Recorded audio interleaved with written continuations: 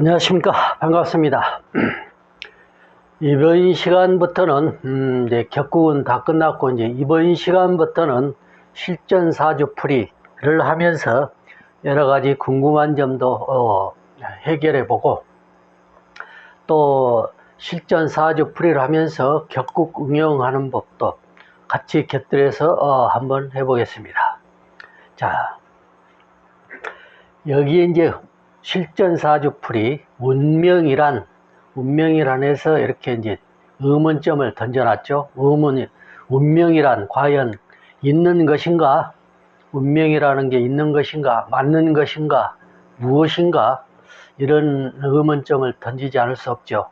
과연 이 8글자 사주팔자 속에 과연 운명, 한 사람의 운명이, 즉 평생 살아가는 데 있어서의 그런 기룡화복이 과연 맞게 주어져 있나, 과연 맞는 것인가, 이게 의문점을 아니 둘 수가 없죠. 누구나 한 번쯤은 다 의문을 가질 수가 있습니다.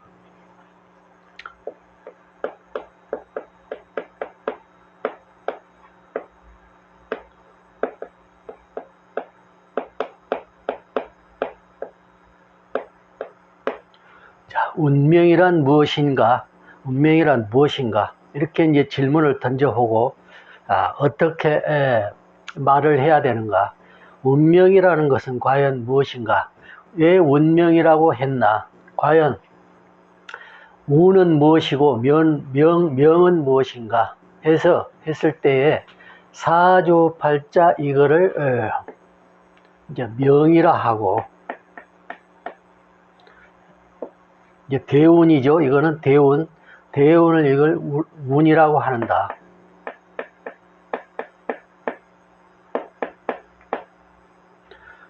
운이라고 하는데, 이것을 이제 운명이라고 하죠. 명운이라고 하지 않고 운명이라고 하는데, 왜 운명이라고 했을까? 그래서 명과 운, 그래서 이제 운명이라고 했는데, 과연 명은 어떤 것이고 운은 또 어떤 것인가? 명은 이제 사주팔자로 돼서 60화갑,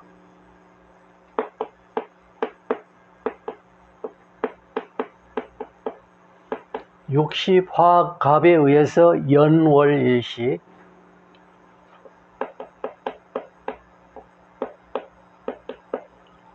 연월일시에 주어진 60화갑의 적용에 의해서 이 사주팔자가 이제 주어져 있죠.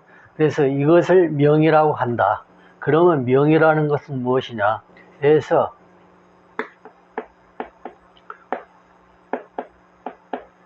이제 태어나서 죽는 것까지, 이것이 이제 명인데, 태어나서 죽을 때까지 이것을 명이라고 하는데, 이 사주팔자는 변하지 않는 것이다. 변할 수가 없죠.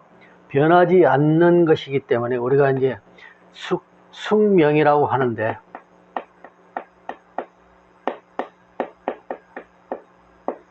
숙명이죠. 숙명이라고 하죠. 이것을 변하지 않는 것. 타고나서 태어나면서부터 죽을 때까지 자기가 가지고, 이걸 변함없이 가지고 살아야 하는 것, 이것을 숙명이라고 한다. 숙명이라고 하죠. 그래서 이 사주팔자 자체를 이제 숙명이라고 하는 것이다. 숙명. 그 다음에 이제 대운인데 운이라고 하죠. 흐를 운이죠. 흐를 운.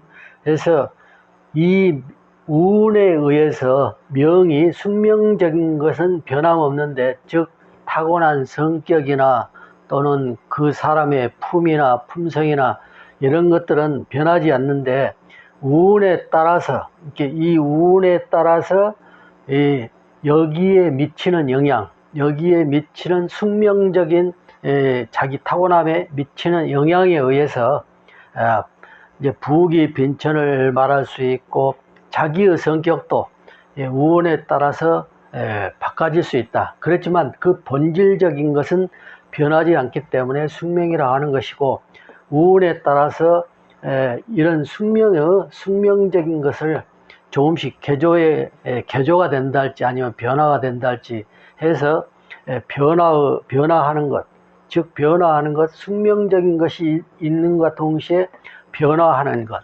운에 따라서 변화하는 것, 이런 것을 이것을 동시에 합해서, 즉 살아감이죠. 이것은 살아감, 변화의 살아감이죠.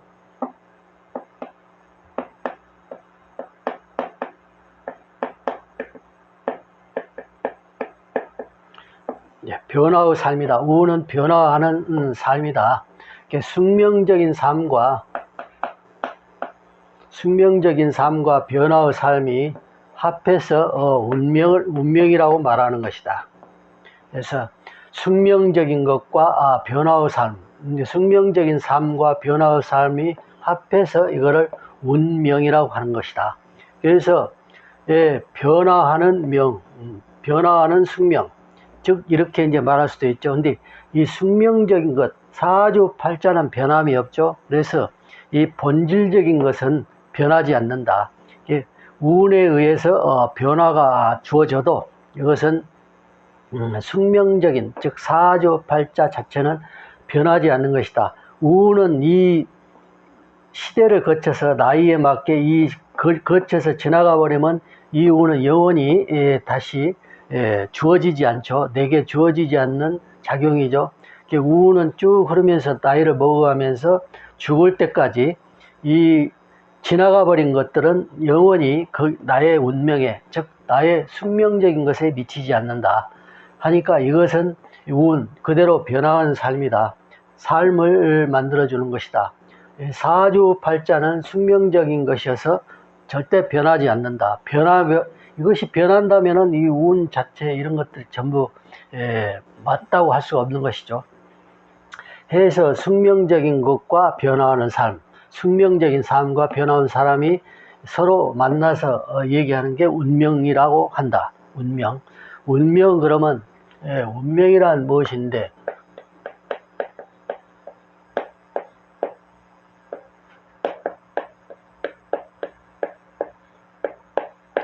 운명이란 맞는 것인가? 운명이란 무엇인가? 운명이란 맞는 것인가? 참 이게 가장 큰 질문이 아닐 수 없죠. 과연 맞는가? 만약에 이게 기록적으로만 보아도 수천 년이 흐른 것이죠.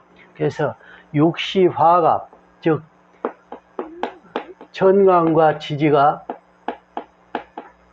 합해서 육시화갑이 주어져서 육시화갑이 주어져 있는데 과연 이것이 맞는 것인가? 사람 운명에, 사람이 살아가는 데 있어서 과연 맞는 것인가? 이게 큰 의문점이 아닐 수 없죠. 그래서 만약에 육시화갑을 정형하는 시기, 즉 수천 년 전부터 이 육시화갑을 적용을 했는데 이제 기록상으로는 그렇죠. 그 전부터서 훨씬 그 이전부터서 많은 연구들이 있었을 것이다. 많은 즉 대우주, 하늘의 별자리랄지 땅의 기운들 또는 계절, 또 365일이 주어지는 360 주어지는 것, 또 달이 1년에 12번 보름달이 뜨는 것, 이런 것들을 수 없는 기간 동안에 관찰을 하면서 그 많은 경험과 기록과 그런 것들을 쭉 거쳐서 육시화갑도 주어진 것이다. 이것도 하나의 다 음양 오행의 별자리 연관되어 있는 것이니까 그렇지 않고 그 짧은 기간에 이런 것들이 이루어질 수는 없는 것이다. 이 기록이 나오기 훨씬 이전부터 수많은 시간을 거쳐서 그 선인들이 이런 것들을 이렇게 학문적으로 체계화시켜 왔다라고 볼 수 있죠. 그래서 이 사주 명리학도 이런 큰 과정 속에서 발전되어 왔다라고 보는 것이지, 어느 날 누가 갑자기 자기 생애에 이것을 딱 만들었다, 연구해서 만들었다, 이런 건 있을 수가 없는 일이죠. 그 유명한 명리학자들도 그 많은 자료들을 통해서 새로운 자기의 개발과 자기가 또 알아낼 수 있는 것, 이치들 이런 것들을 책으로 엮어서 자기의 주장을 내놓는 것이죠, 세상에. 그래서 그것들이 가장 합리적이고 맞아가니까 오늘날까지 이렇게 우리한테 전해져 온 것이죠. 그래서 저는 이 육시화합 자체가 신성스러운 것이다.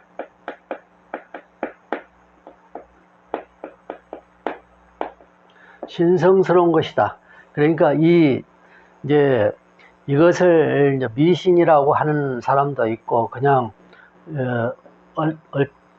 얼쩡얼쩡 그냥 대충 알아가지고 이렇게 너무 가벼이 여기는 경향들이 있는 것도 있고, 그러지만은 이 육시화합을 통해서 명리학을 하거나 기문을 하거나 또는 기타 여러 가지 많죠. 그래서 모든 육시화합, 즉 정관지지를 통하지 않고는 이렇게 할 수 없는 것들이니까, 적어도 이런 학문을 하시거나 또는 이걸 배우고자 하신 분들 또는 이미 배우고 계신 분들, 이런 분들 모두가 다 이런 것들을 신성시해야 된다.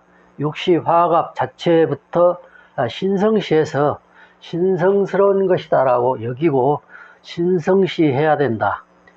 이 생각을 한번 해보십시오. 육시화합 정관지지로 해서 연월일시로 해가지고 사주팔자를 세워서 이 8글자 속에 한 사람의 운명, 또 이 한 사람의 운명이기도 하지만은 어떤 시대적 큰 변화를 가져오게 하는 그런 역할까지 하는 이런 것인데, 이것들이 얼마나 신성스러운 것이냐. 8글자가 주어지죠. 글자로는 8글자가 주어지고 정관지지에서 나누어져 있는데, 연월일시 해서 이 속에 모든 메시지가 이제 들어있죠. 그러면은 얼마나 신성스러운 것이냐. 이렇게 신성스럽게 여겨야 된다.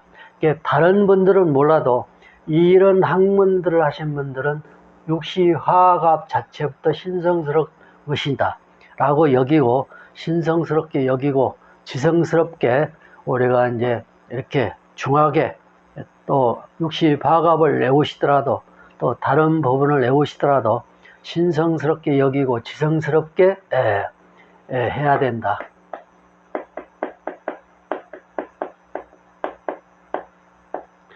지성스럽게 해야 된다. 우리가 이제 하느님을 믿으신 분이나 또는 부처님을 믿으신 분이나 또는 다른 타 종교를 믿으신 분들은 그 믿음에 있어서 신성스럽게 여기고 신성스러운 것으로 여기고 지성스럽게 하죠.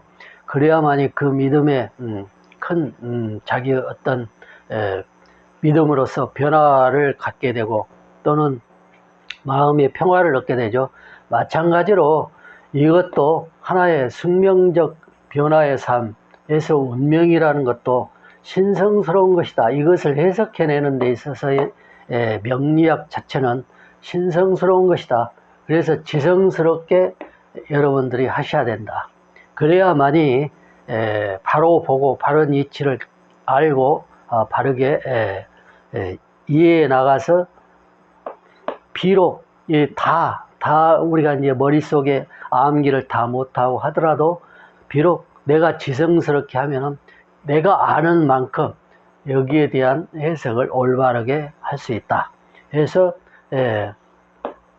우리가 이제 어떻게 보면은 이 사주풀이에서 운명을 판단해 주는 것, 이것도 하나의 어떤 큰 일이기도 하죠.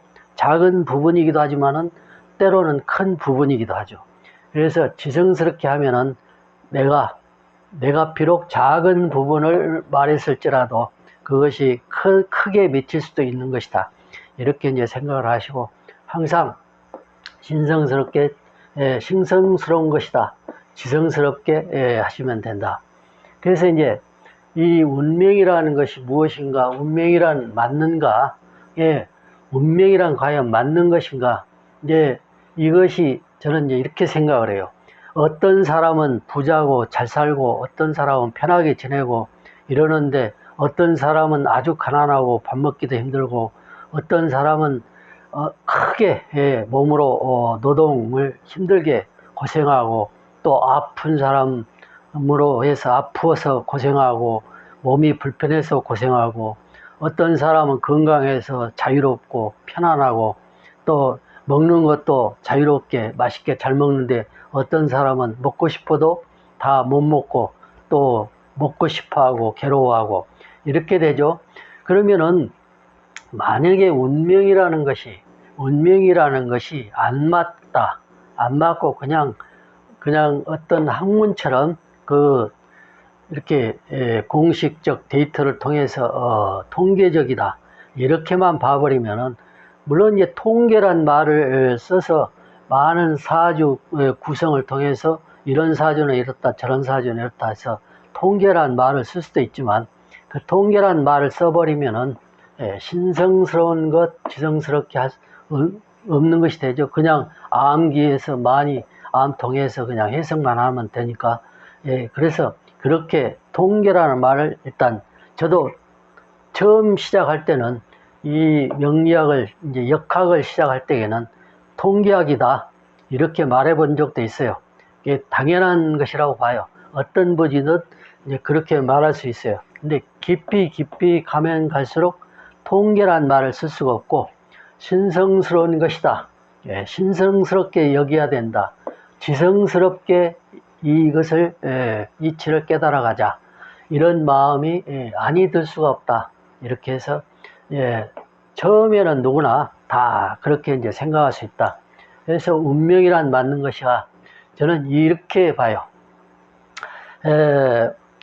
물론 이제 종교를 여기다 가미시키면 안 되지만은 이것은 이제 종교를 가미시켜서 안 되지만은 어떤 종교에 업이라는 말이 있죠. 업장. 업이라는 말이 있죠. 그리고 이제